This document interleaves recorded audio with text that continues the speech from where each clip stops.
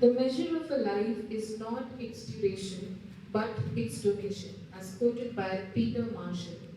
Respected Archon, all elders and children. A very pleasant good morning to one and all. Together, we have come together to honor the memory of a faithful servant of God, whose devotion, perseverance, and sacrifice shaped Orthodox Christianity in North India.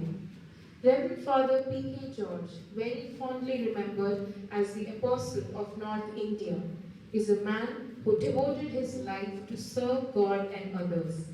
Achan's life was not measured by years, but by his unwavering dedication to spreading the faith, building communities, and guiding souls towards Christ.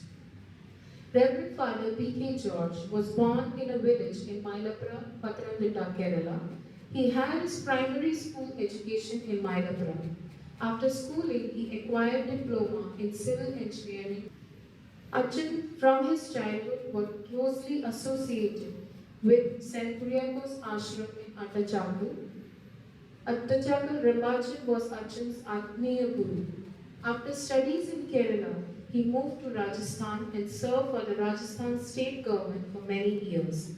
During this period, he completed his bachelor's degree.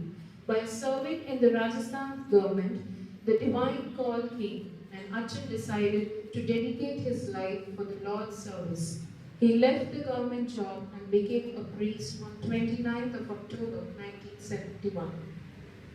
From his early days in Kerala to his travels across Rajasthan, Uttar Pradesh, Madhya Pradesh, Punjab, Haryana, and beyond, Achan remained steadfast in his calling.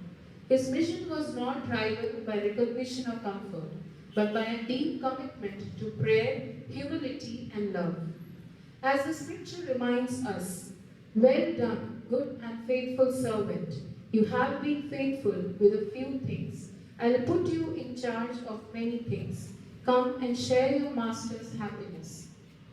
Achan lived his life in faith every moment, praying 7 times a day, uplifting both Christians and non-Christians alike, and embodying the true spirit of Orthodox Christianity.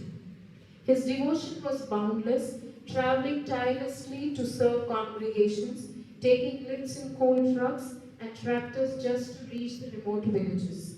He truly exemplified St. Paul's word, I have fought the good fight, I have finished the race, I have kept the faith.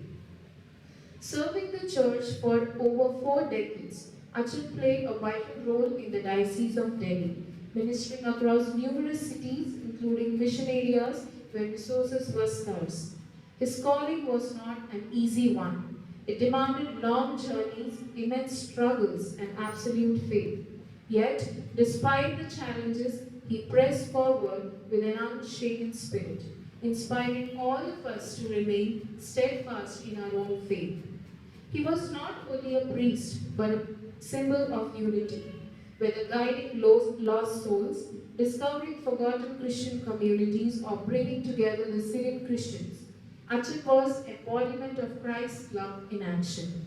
His wisdom, prayers, and his prophetic insights touched the lives of men. Reverend Achan was the third vicar of St. Thomas Orthodox Church, Jaipur. His contributions extended beyond Rajasthan as he played a significant role in founding St. George Orthodox Church in Chirmiri, Chhattisgarh, and overseeing its construction. His mission also took him to Gorakhpur, where he became the first Orthodox priest to visit, bringing the Holy Kurbana to the region and establishing a spiritual presence that continues till today. During his time in Gorakhpur, Achan's ministry intersected with notable figures such as late A.V. Paulus, who was posted there at the time, and Professor E.J. John, the Vice Principal of St. Andrew's College and a member of the Ellington family. His efforts paved the way for securing the Allahabad Garrison Church for the Orthodox worship, ensuring a lasting space for faith and fellowship. Even as he endured illness in his final years, his heart remained with the people he served.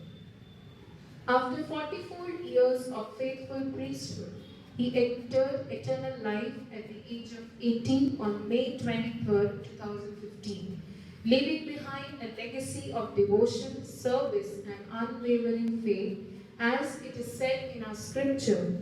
If we live for the Lord, and if we die for the Lord. So whether we live or die, we belong to our Lord.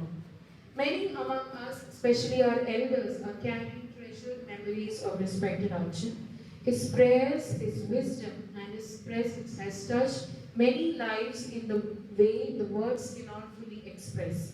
His life stands as a perfect example of unwavering faith, selfless service, and deep love for God and his people. Today, as we remember Reverend Arjun, we do not do so in sorrow, but with gratitude. His life was a blessing, his mission was fulfilled, and his legacy will continue through all those who he touched. May his soul rest in peace in hands of our Savior and his memory, and may his mercy be eternal. Thank you.